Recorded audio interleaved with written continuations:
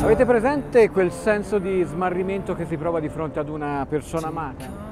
Cioè quella voglia di perdersi, appunto, di dimenticare il passato e intraprendere una nuova avventura.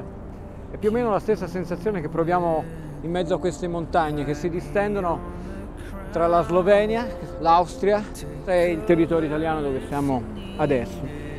Perché questo è Tarvisio, una terra di confine dove perdersi è ancora più bello, magari chiudendo gli occhi.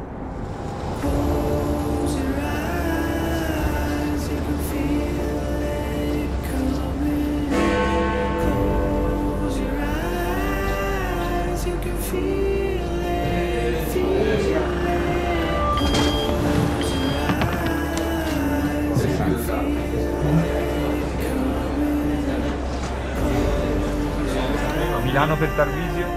Siamo? Siamo pronti? Vediamoci per favore. Ci siamo. Mi è arrivata una chicca dalla Cina. Siamo in onda fra 3, 2, 1. Siamo praticamente pronti. Prontissimo.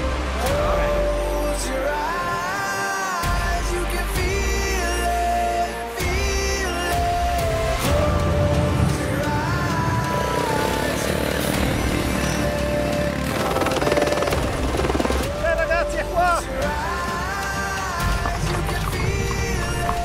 Andiamo avanti! Seguitemi signori e iniziamo una bellissima passeggiata. Ok, andiamo! Su!